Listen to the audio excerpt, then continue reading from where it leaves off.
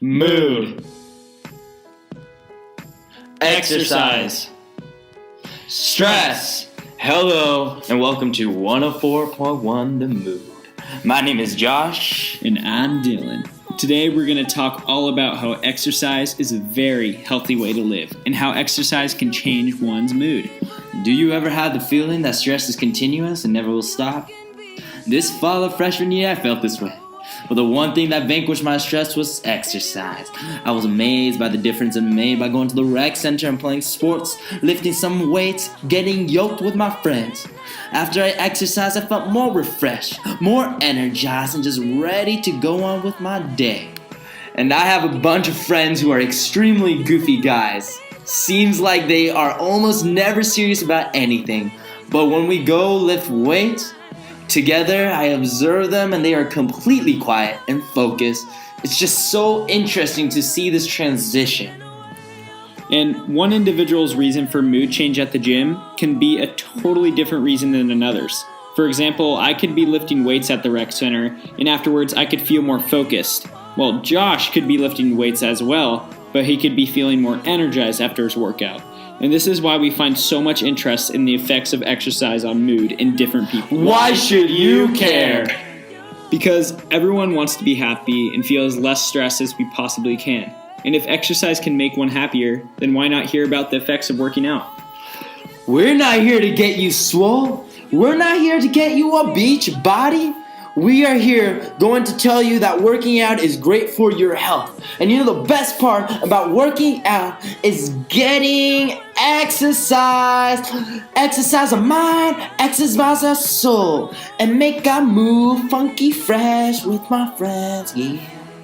I think that you all will find this podcast very interesting because of the upcoming facts about health and interviews by people just like you and me, who will share their own experiences with exercise in the rec center and explain the way they feel before, during, and after their workout. So what would be considered some universal stressors in the average Western Washington student's life that can affect them for the worse? Think about it. There's a lot.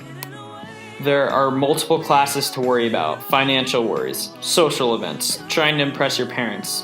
Be responsible for grown-up things. Occupation focuses on majors, relationship status, health, adjusting to college, and you get the point. On USA Today College, it states that over 85% of college students reported that they had felt overwhelmed with stress at one point within the last school term. 85%.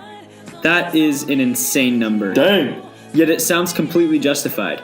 I'm sure that all of you listening have been in the 85% at least once. And if you haven't, pat yourself on the back because that is absolutely astonishing.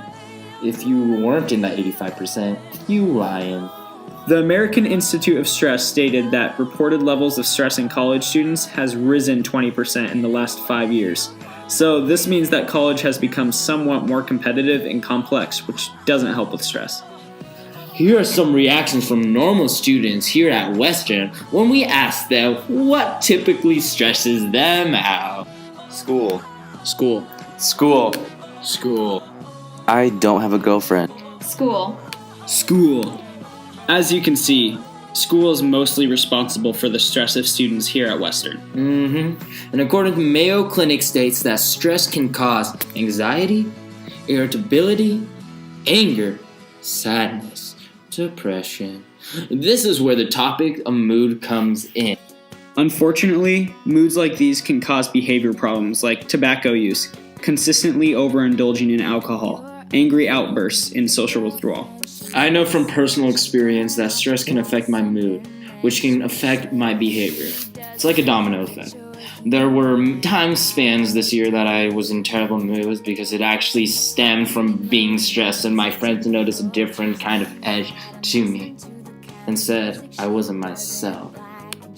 So, what's the good news? Although one cannot completely eradicate and make stress vanish, one can manage their stress and keep it under control. Literally anyone can do this, and that's the beauty of it. No matter how stressed you are, one of the biggest sources of medicine for stress is indeed physical activity. That's right. Exercise is one of the best ways to relieve stress, and physical activity can range anything from playing sports to walking for an extended amount of time. The best part about this form of stress relief is it's for everyone. You don't have to be incredibly athletic or insanely buff to participate in something like sports or weightlifting. All it takes is just the motivation to become healthier. People often mistake and stereotype the gym to be a bunch of buff guys to act like, Hey Pipsqueak, get off my bench, you're cutting into my workout time.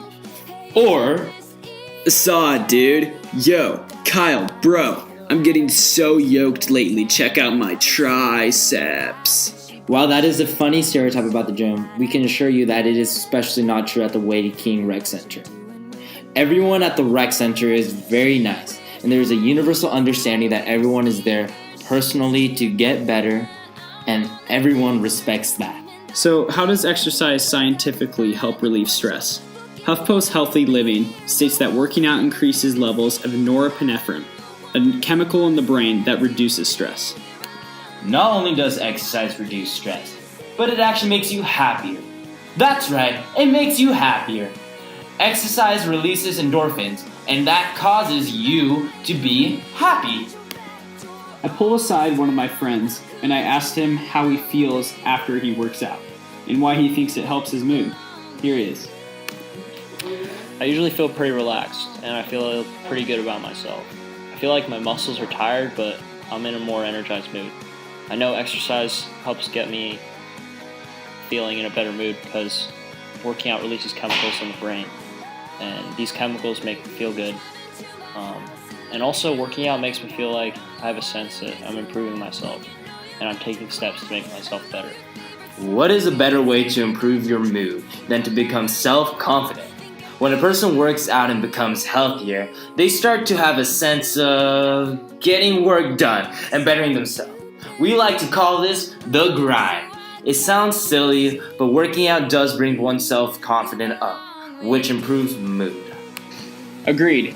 Here's another one of our friends on the topic of what he thinks is most effective with improving his mood: cardio or weights.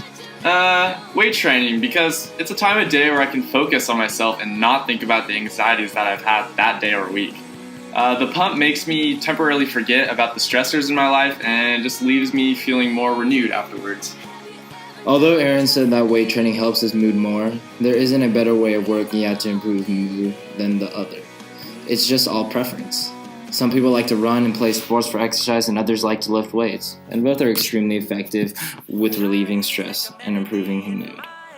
From my experience, I love to play sports to get in shape and to become stronger. I like to lift weights, and I completely agree with Aaron when he said he feels renewed after he's done lifting weights.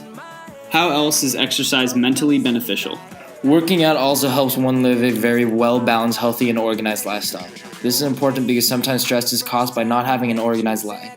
And not having an organization often leaves people feeling all over the place and frazzled.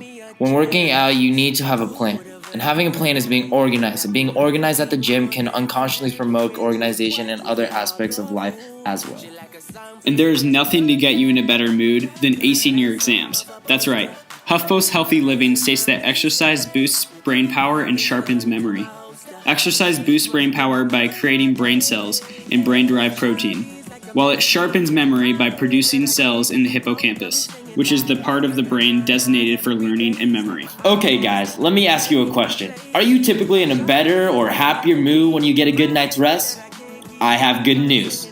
Physical activity makes your body more relaxed, and it makes it much easier for people to go to sleep and get a good night's rest. Amen. Here is a Western student named Kate on fitness and why it is beneficial and what her mood is like after she exercises.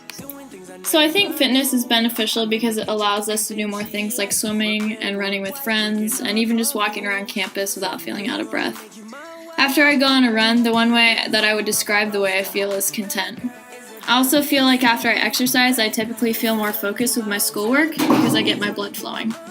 When I broke my collarbone earlier this year, I fell into a little bit of a depression stage for a couple months because I couldn't do anything and be physically active because of my injury. So mood is definitely directly proportional to physical activity.